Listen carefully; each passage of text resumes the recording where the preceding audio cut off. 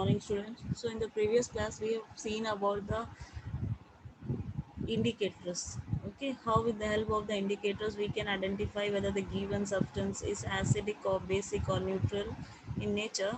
Now today we are going to study about the chemical properties of acid and base. Okay, first is the action with the indicators. We have already seen that, and first we are deal with the chemical properties of acid.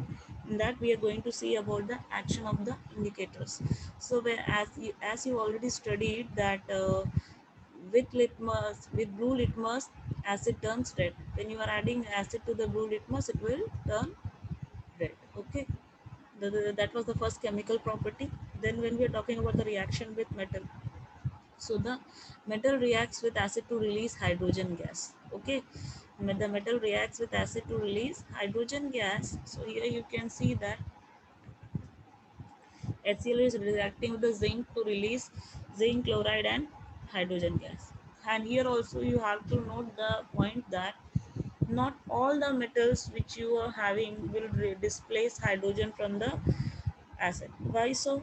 Because as you have, as I have told you already in the previous classes about the reactivity series, so the elements which are below hydrogen in the reactivity series like copper, silver, gold, platinum. Okay, these elements are less reactive than hydrogen, so they are not powerful enough to displace hydrogen from its compound. And you know that for displacing any element, it should be more powerful than that particular element, more reactive than that particular element.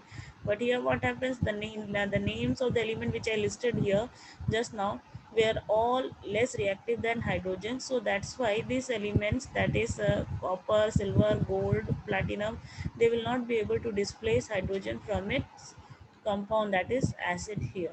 Okay, the other active metals, that means the reactive metals, will be able to displace. Okay, now in the case of active metals there is also some issue with an acid called as nitric acid. Okay, nitric acid formula is HNO3. Okay, HNO3. So when we are taking this nitric acid, what happens, this nitric acid is a strong oxidizing agent. And as you all know that oxidizing agent means donor of oxygen. So what will happen, this nitric acid will immediately release oxygen, which will oxidize the hydrogen which is released during the reaction and convert it into water. Okay, so as a result what will happen, in the final product you will not get hydrogen, you will get water. That's why you will in case of nitric acid you don't get hydrogen gas, you will get water. Okay, so if the question comes why hydrogen is not evolved when a metal reacts with nitric acid, the simple reason you have to tell that the nitric acid oxidizes the hydrogen released in the reaction to water and itself get reduced to nitrogen oxide.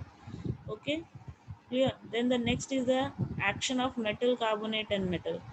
Okay, the action with metal carbonate and metal, that means you have to see the reaction of metal carbonate and metal. So for this we will be sharing one, or we will be looking at the one of the videos. Okay,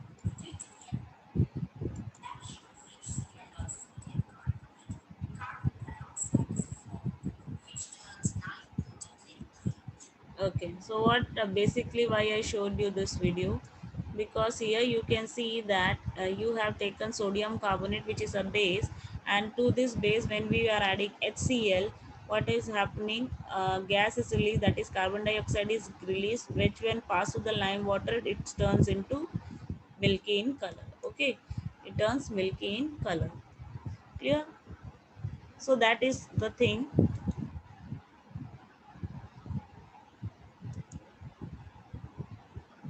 This diagram actually I will place here so that you will not have confusion.